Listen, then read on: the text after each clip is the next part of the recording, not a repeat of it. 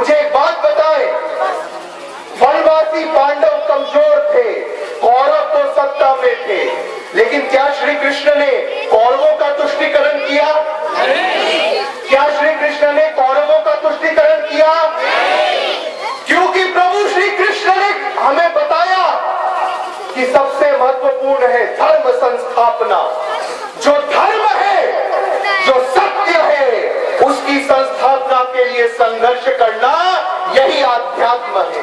मुझे एक बात बताएं, बहुत सोच के, अर्जुन जी ध्यान से मेरा प्रश्न सुने, मुझे एक एक व्यक्ति का उत्तर चाहिए, एक एक बहन का उत्तर चाहिए। क्या अर्जुन जी श्री कृष्ण को महाभारत के युद्ध के पहले से भी जानते थे, हाँ या नहीं? सबका उत्तर चाहिए। महाभारत के युद्ध के पहले भी क्या पांडव श्री कृष्ण को जानते थे? जानते थे?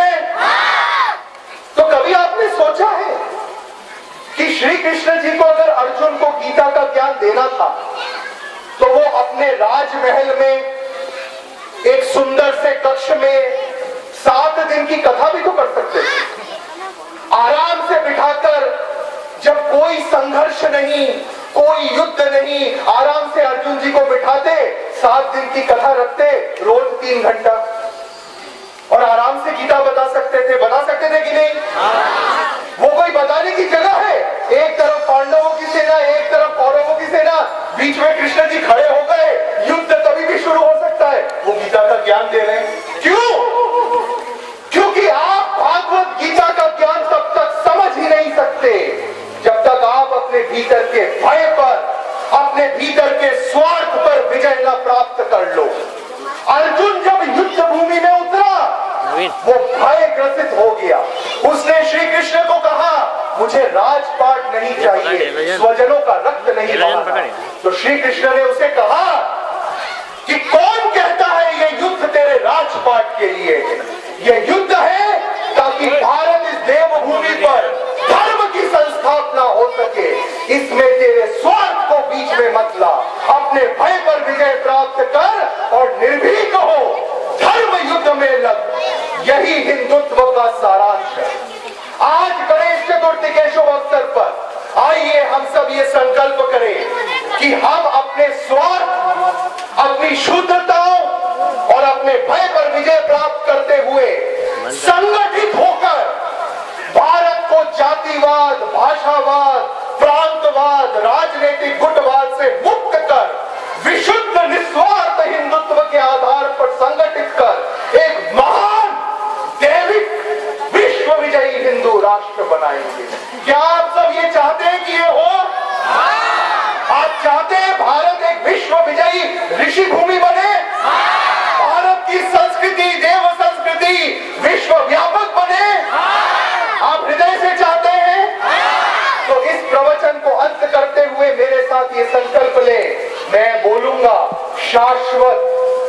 ये शब्द याद रखना, ये हिंदू संस्कृति 100 साल या 1000 साल पुरानी या 2000 साल पुरानी नहीं है। जब से पृथ्वी बना है हिंदू संस्कृति रहा है, उसके पूर्व में भी रहा है। क्योंकि प्रभु श्री कृष्ण ने कहा है गीता में कि ये जो गीता का ज्ञान है, अर्जुन तुम पहले नहीं हो जो सुन रहा है, तुम्हारे पहले मैंने सूर्य भगवान को दिया था। कहा है कि नहीं कहा है श्री कृष्ण ने भागवत में? इसका अर्थ क्या है कि जब से ब्रह्मांड है हिंदुत्व है, इसलिए मैंने एक शब्द दिया है शाश्वत, अर्थात जो अनंत है, जिसका कोई आदि नहीं, जिसका कोई अंत हो नहीं सकता, ऐसी शाश्वत हिंदू संस्कृति की हम संतान है। इसलिए मैं आपको बोलूंगा, मैं आपके भीतर के शेर का आह्वान करूंगा, शाश्वत या सत्य है, और आपको संकल्प लेना है भारत हिंदू राष्ट्र है। पहले एक बार आप हिंदू शब्द का अर्थ समझ लें।